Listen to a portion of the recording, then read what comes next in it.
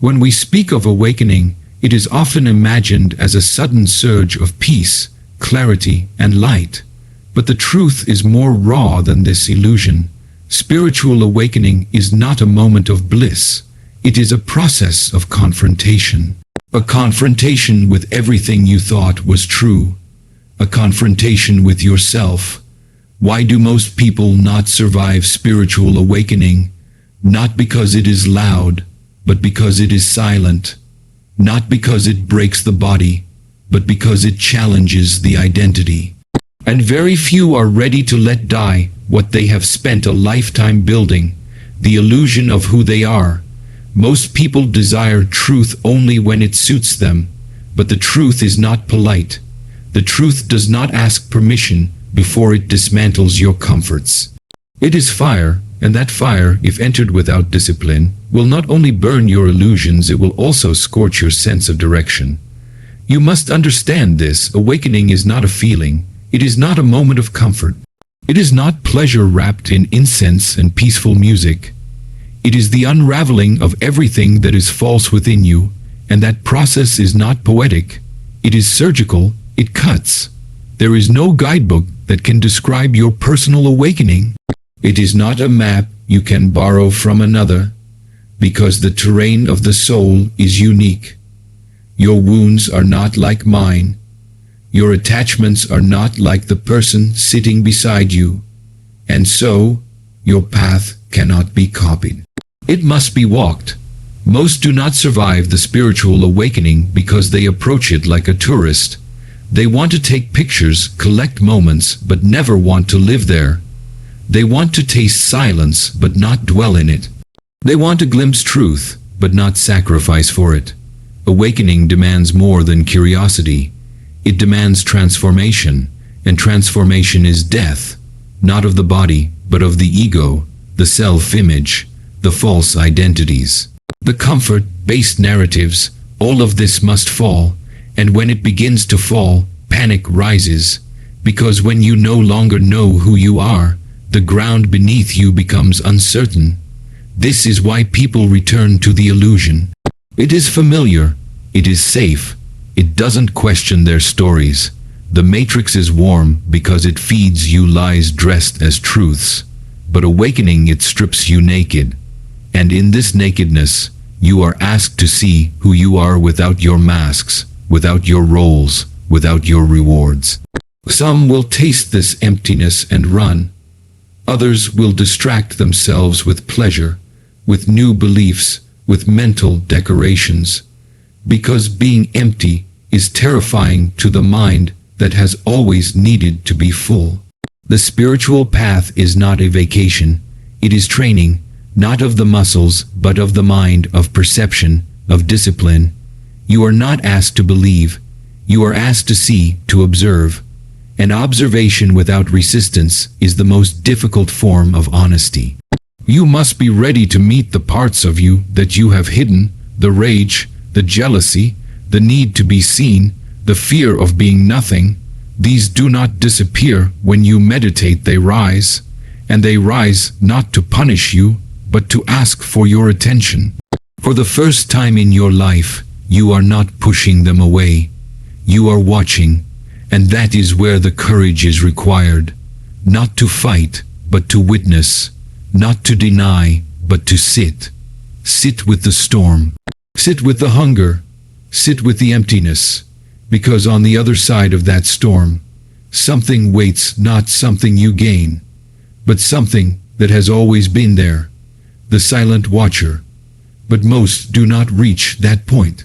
Because they confuse discomfort with danger, they run from discomfort, believing that pain means they are on the wrong path. But pain is not the problem. Attachment to comfort is. Awakening does not offer escape. It offers freedom, and freedom is not the absence of suffering, it is the absence of illusion. The moment you decide to walk the path of awakening, you must understand, you are not walking towards something. You are walking away from what is false, and this journey will strip you. Not because the universe is cruel, but because you cannot carry illusions into truth.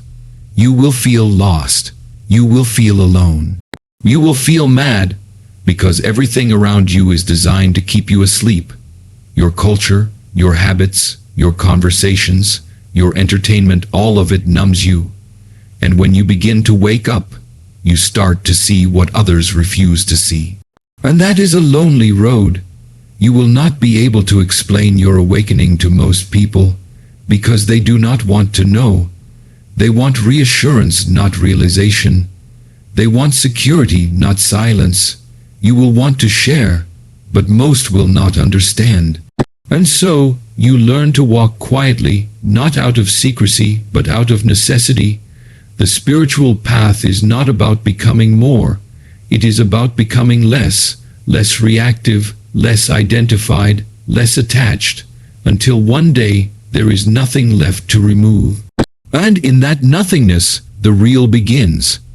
Spiritual awakening is often romanticized in books, videos, and conversations as a serene shift into higher consciousness, a peaceful return to divine truth.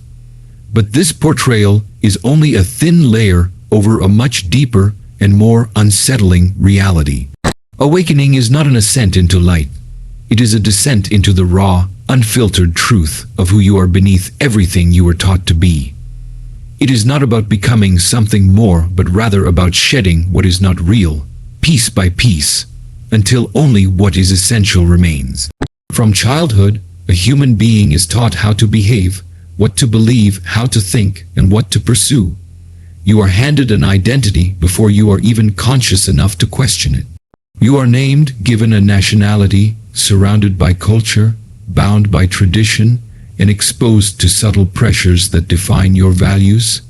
By the time you are old enough to ask the question, "Who am I?" you are already swimming in layers of conditioning so thick that the question feels threatening.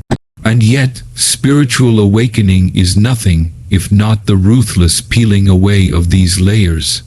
It begins often in silence, not the silence of a quiet room, but the silence within, when the noise of external validation, achievement, approval, and distractions starts to fail.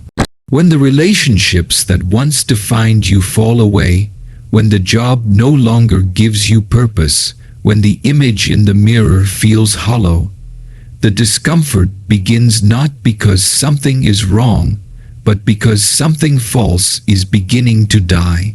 The false self, the collection of identities you wear like clothes, is being challenged, and this is where the dismantling starts. Most people are deeply attached to their image. They do not see it as an image, they see it as reality. They mistake the mask for the face, but the mask was built to survive in a specific world.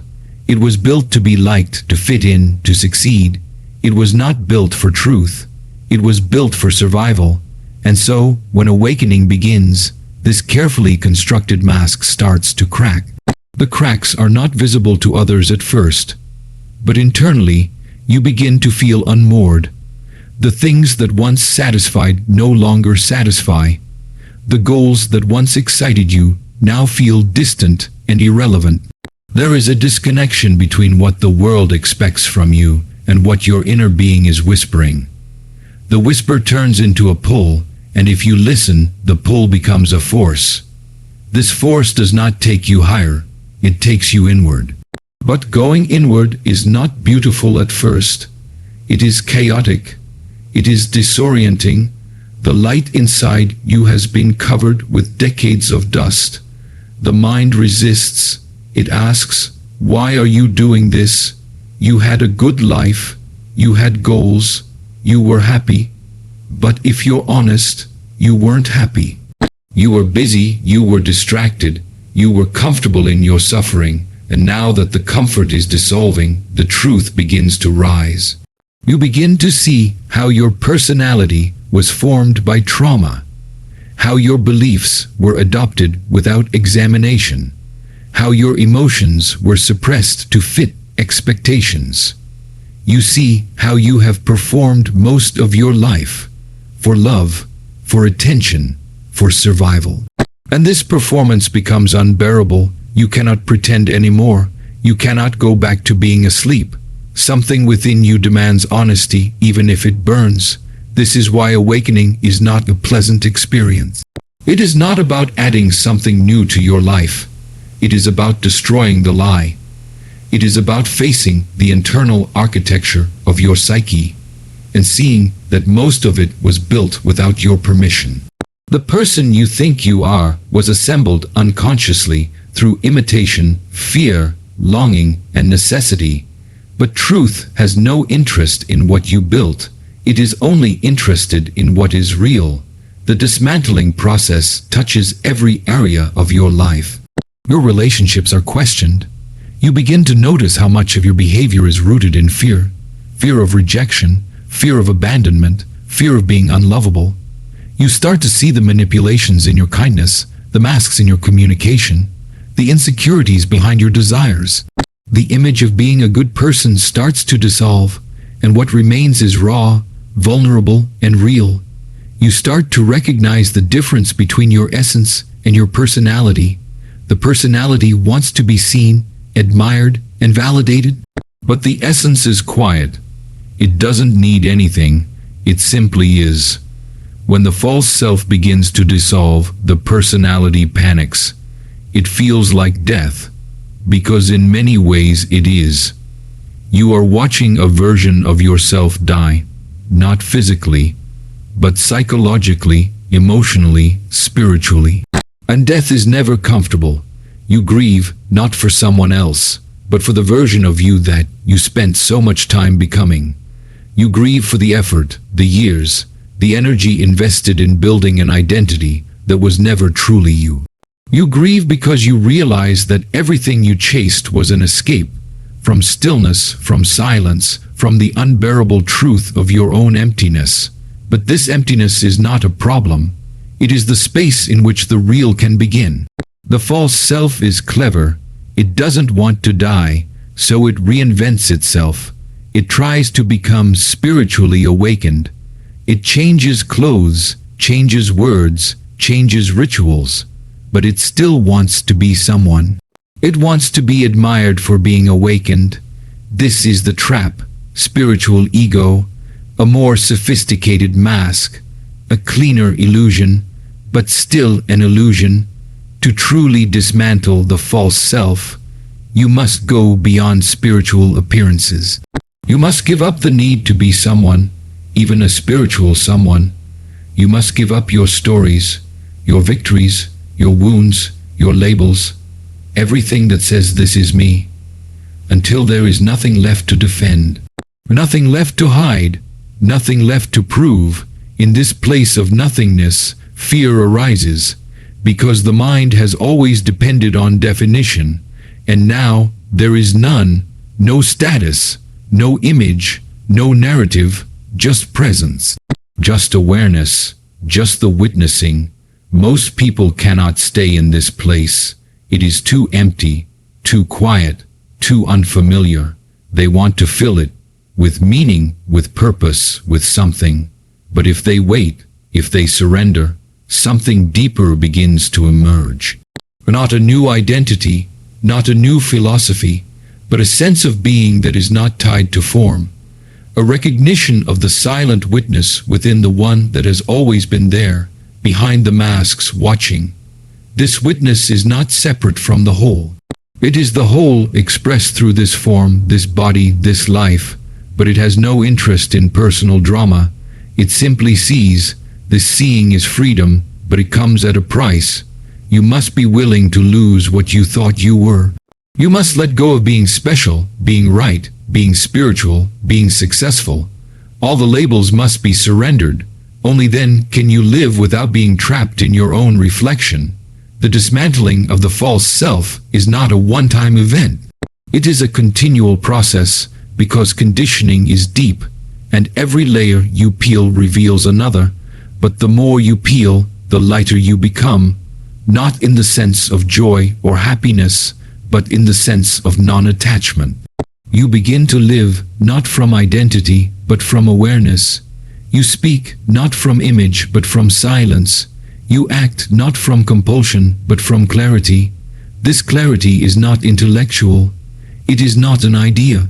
It is the natural result of being empty, empty of noise, empty of conflict, empty of self. In this emptiness, life flows through you without resistance. You no longer fight reality, you participate in it. Fully, presently, with no agenda, but the world around you does not understand this emptiness. It fears it because it cannot be controlled, it cannot be commodified, it cannot be used for gain, so the world will try to pull you back into its systems of identity, of achievement, of distraction. And you must be vigilant, not against the world, but against your own tendencies to return to the familiar, to rebuild the image, to seek comfort in illusion. True awakening demands constant honesty, constant observation, constant surrender. You do not graduate from this path, you do not arrive, you simply remain in a state of openness, humility, and discipline, and through that discipline, the false continues to fall away. And what remains is not a person, not a concept, not a name, but presence itself. Most people fear the emptiness and ego death required for true transformation, because the mind is fundamentally built to preserve itself, not to dissolve. The mind, and especially the ego structure, thrives on consistency, identity, and predictability. Its function is to protect, to define, to create a coherent sense of self through memory, beliefs, attachments, and roles. When spiritual awakening begins to threaten this structure, it creates an inner war, a deep psychological resistance to the very process meant to liberate. The concept of ego death is not metaphorical.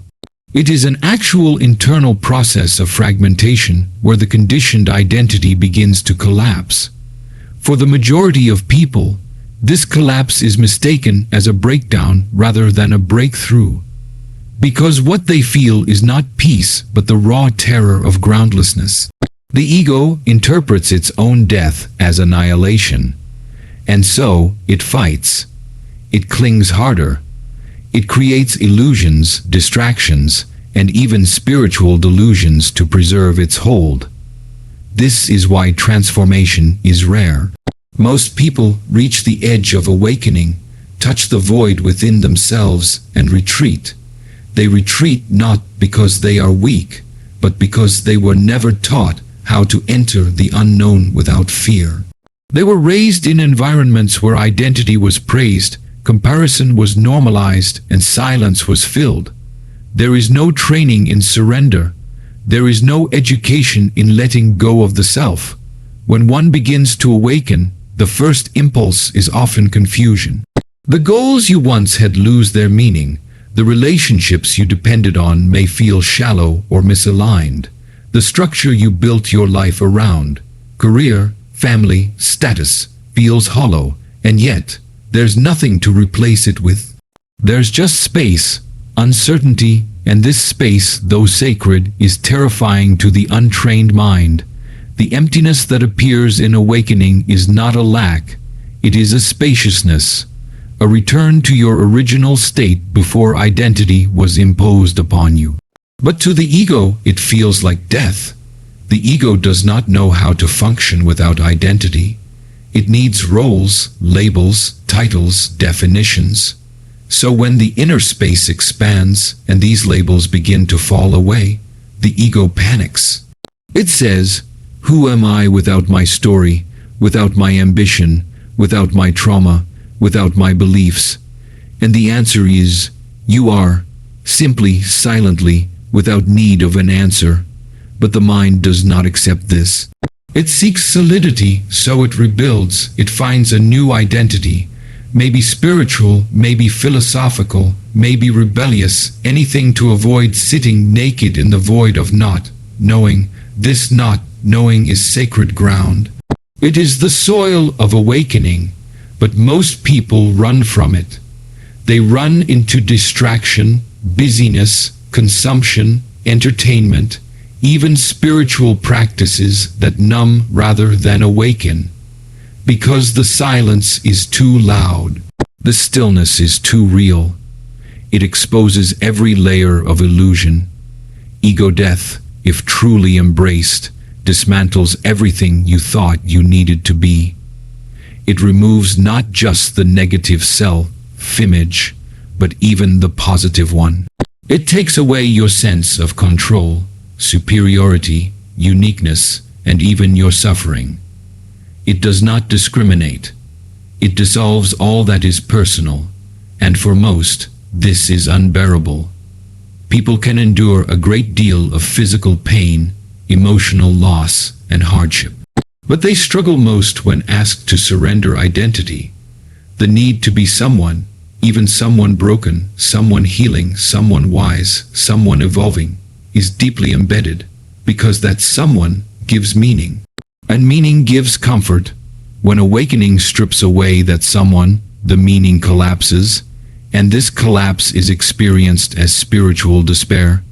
This despair is not the end, it is the purification, but you must walk through it. Without holding on, without trying to fix it, you must let yourself dissolve, let the images, dreams, stories, and expectations burn, let the past go, let the future go, let the idea of who you should be go. Only then does the real begin to emerge, not as a new identity, but as presence. But presence is not appealing to the ego, because presence does not perform, it does not seek approval, it does not need to be seen. It simply exists, it witnesses, it breathes. It is not trying to be good or right or enlightened. It is what remains when all that is false is gone. And this simplicity is too naked for most to bear. So people return, they go back to the comfort of identity. They pick up the old masks or wear new ones. They claim awakening but continue living through the ego. They use spiritual language but hide behind it. They quote wisdom but do not live it. Because to live it requires the total surrender of self-image, and that is the ultimate fear, not pain, not failure, but emptiness. Emptiness is feared because it cannot be manipulated. It is not a place where the ego can operate. It has no control there. In emptiness, you are not the doer. You are not the thinker. You are not the achiever. You are the silent field in which all experiences arise and fall. And to recognize this is to lose everything you thought you were. But in truth, what is lost is not you. It is the idea of you, the false layers, the fabricated self, the one that was always performing, defending, reacting. That one is not real. That one was assembled through fear, comparison, conditioning, and pain. Awakening is the undoing of that one. Most people will not survive this undoing because they still want to be in control. They want awakening on their terms. They want peace without surrender, clarity without confusion, truth without sacrifice. But awakening is not a negotiation. It is a dismantling, and the only way to pass through it is through complete inner death. This death is not morbid. It is not tragic. It is the most beautiful dissolution. But you cannot taste that beauty until you've released the need to be someone, until you've bowed to the unknown, until you've said yes to emptiness without asking what comes next. No one can walk this path for you. No one can save you from the discomfort. No one can validate your transformation. It is lonely because it is yours. It is raw because it is real. It is silent because truth needs no words. You will not find comfort here, but you will find reality. And in reality, there is peace, not the peace of avoidance, but the peace that comes after everything false has burned away. The fear of ego death is understandable. The ego does not trust what it cannot measure. It does not trust what it cannot control. But if you stay in that fear, you stay in illusion. You live half a life based on appearances, on strategies, on seeking. And no amount of achievement, love, or validation will fill the space within you, because that space is not a flaw. It is your gateway. The emptiness you run from is the doorway to truth, but it does not open through effort.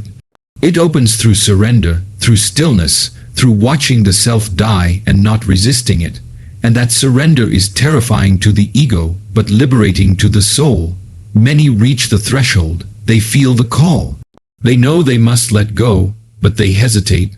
They ask for more time, more preparation, more certainty, but awakening does not wait. It invites, it does not push. And if the invitation is refused, it retreats. Not as punishment, but as patience. It waits until you are truly ready to die to yourself. And until that moment, life will continue to bring you back to the edge again and again. Because life does not want your comfort. It wants your truth. It does not want your performance. It wants your presence. And the longer you delay, the more suffering accumulates. Not because life is cruel, but because you are resisting the very process that leads to your liberation. When you finally say yes to ego death, you are not stepping into darkness. You are stepping out of illusion. You are leaving behind the narrow cage of self-image and entering the vastness of being. It is not a gain, but a loss of everything that is not real. And in that loss, you become weightless. But this requires trust. A trust not in any belief or person, but in life itself.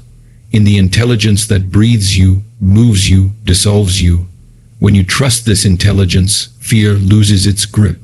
Because fear can only survive where there is resistance, and awakening is the end of resistance. The process will not always make sense. You will doubt, you will ache, you will question your sanity, you will want to run. But if you stay, if you sit in the fire without escaping, you will see that what burns is not you. What burns is the illusion, and what remains is truth. Awakening demands inner discipline, observation, and the courage to face internal shadows, because it is not a spontaneous event, but a continuous practice that dismantles illusions layer by layer. The popular idea of awakening as a sudden explosion of bliss or enlightenment is a myth sold to bypass the deep inner work it truly requires. At its core, awakening is about becoming radically honest with yourself, about your thoughts, emotions, intentions, and motivations, and it asks for your total involvement. It is not a path for the passive or the curious. It is for those willing to commit to the raw labor of self-exposure, self-confrontation, and self-transcendence. Inner discipline is the first and perhaps least understood pillar of awakening. Most people associate discipline with force, structure, or imposed rules. But in the context of awakening, discipline is about maintaining presence, integrity, and inner clarity regardless of external circumstances. It is not about suppressing desires or forcing silence upon the mind, but about learning to sit with yourself in your rawest state, without escape, without performance, without distraction. It is about choosing to return to presence even when the mind screams for identification, stimulation, or drama. Without this discipline, the path of awakening quickly dissolves into mere concept, a beautiful theory that never enters the body. Discipline in awakening is not dramatic. It is silent, consistent, almost invisible.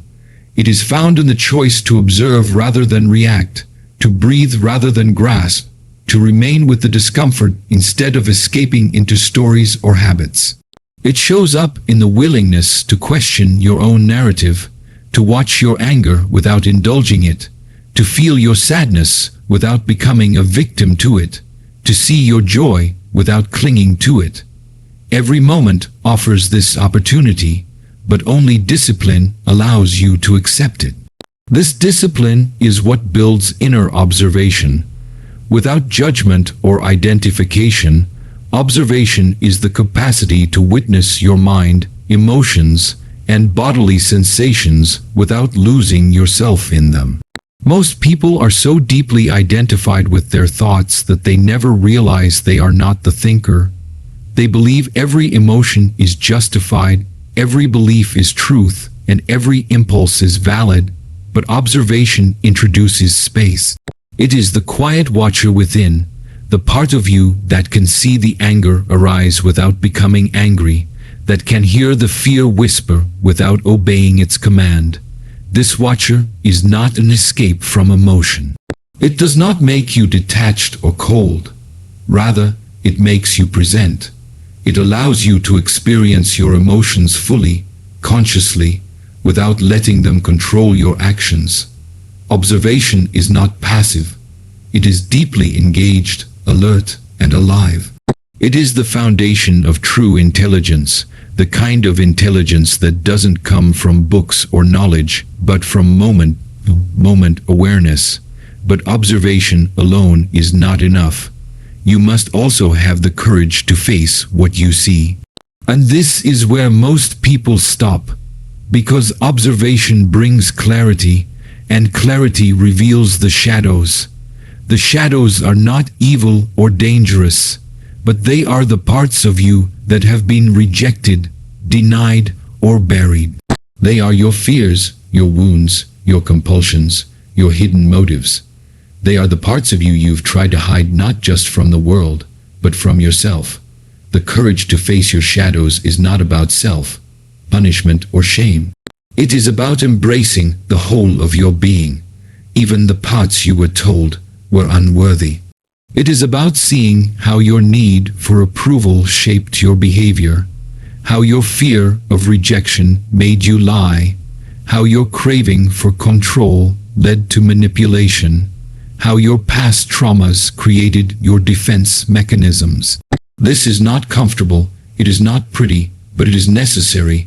You cannot awaken by rejecting parts of yourself. You must bring them into the light. You must sit with your guilt, your envy, your anger, your arrogance, not to indulge them, but to understand them.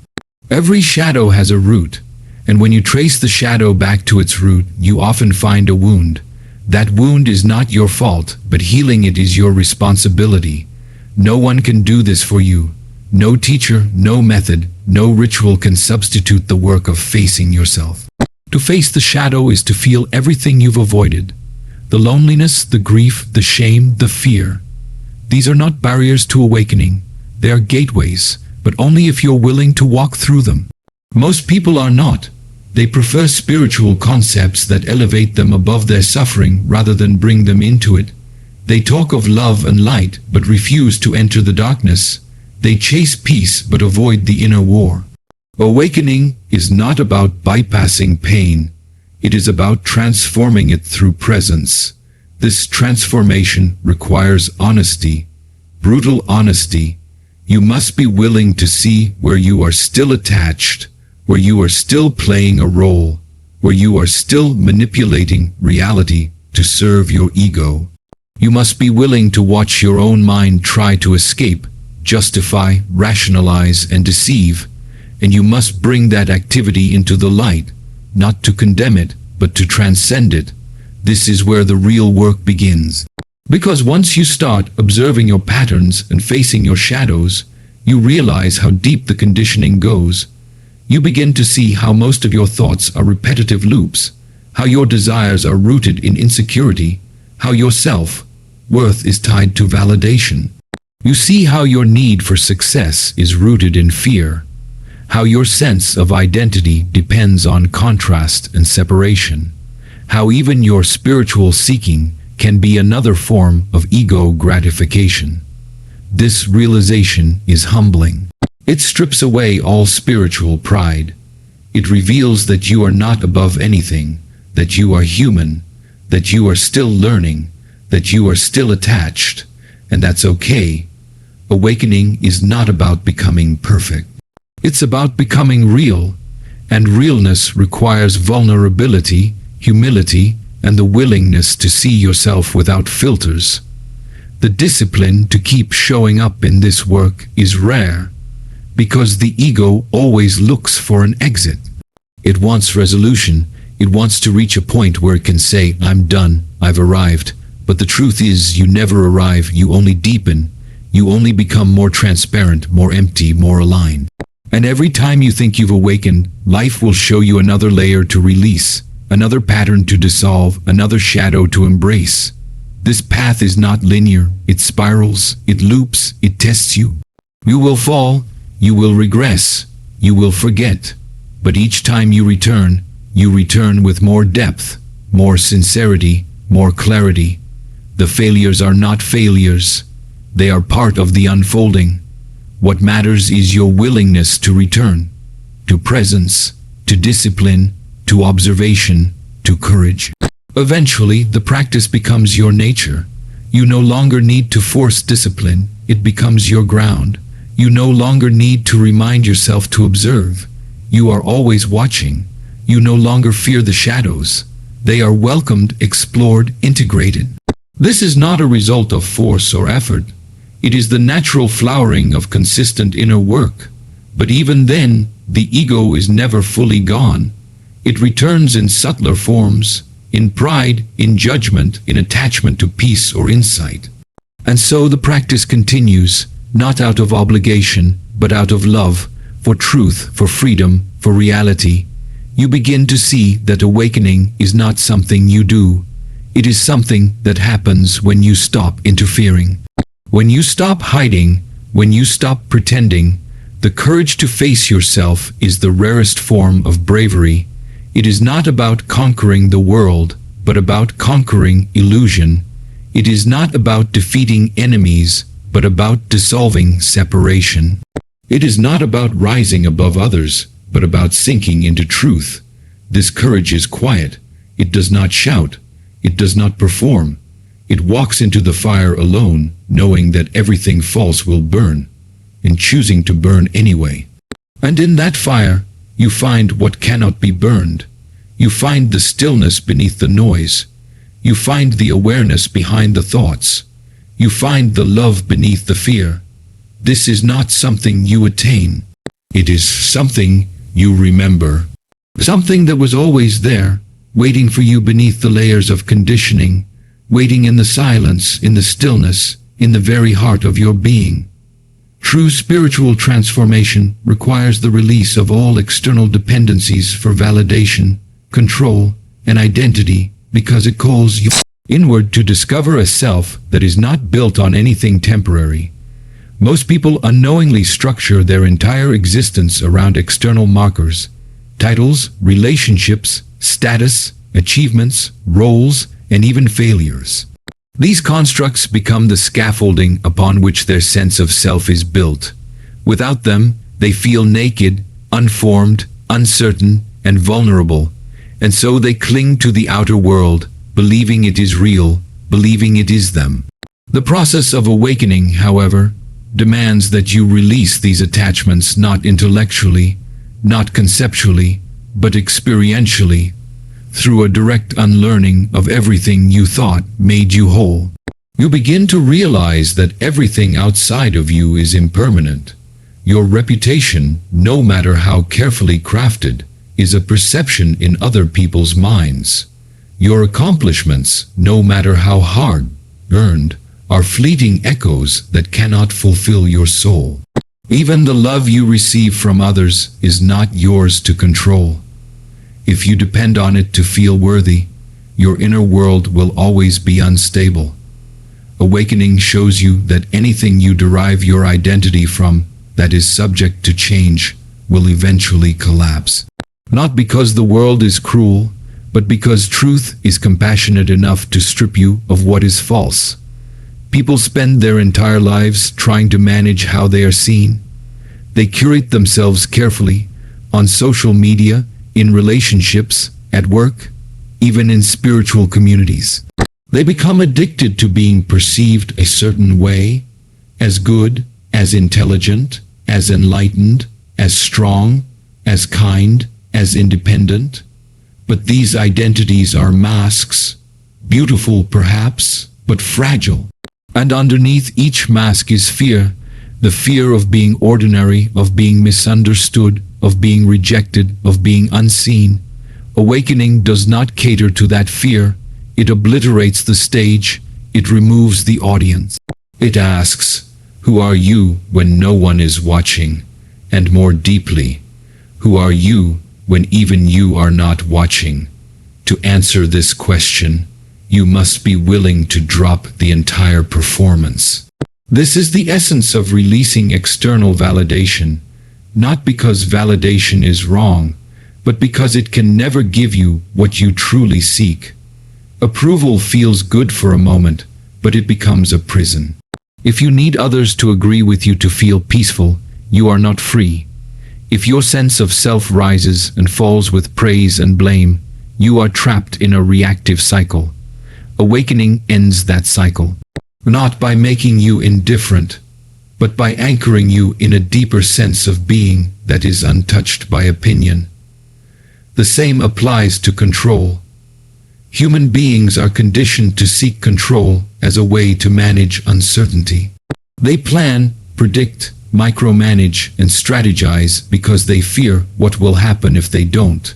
Control is a defense mechanism, a shield against vulnerability, but awakening reveals that this shield is a cage.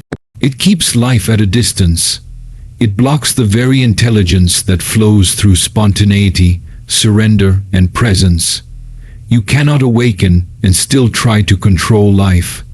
You must let life move through you, not around you. You must trust the unknown, and that trust cannot be faked. It must be lived, breathed, tested in the fire of experience. Letting go of control does not mean becoming passive. It means aligning with a greater intelligence than the personal will. It means acting without attachment to outcomes. It means responding instead of reacting. It means living from the center, not the surface.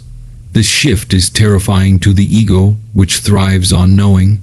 But it is liberating to the soul, which thrives on being. In the awakened state, control is replaced by coherence. Effort is replaced by flow. Fear is replaced by presence. And the need to force is replaced by the courage to receive. Then there is the release of identity, perhaps the most difficult of all. The mind clings to identity like a life raft in an ocean of uncertainty. You are taught from childhood who you are, your gender, your culture, your religion, your role in the family, your personality type, your strengths, your weaknesses. These labels become your home, but they are not your home. They are walls. They give you a sense of structure, but they also limit your experience. Awakening asks you to step beyond identity, not because identity is wrong, but because it is not the totality of you. You are not your story. You are not your past. You are not even your name. You are what remains when all those things fall away. But to reach that realization, you must die to the self you thought you were. This death is not physical, but it is no less real. It is the death of the image, the death of the idea, the death of the dream. And in that death you grieve, not because something is wrong, but because something is being released. The grief is sacred. It is the soul mourning its entrapment. It is the release of lifetimes of identification. You must allow that grief. You must let yourself fall apart without rushing to put yourself back together. Because the version that comes back together must be born from truth, not habit.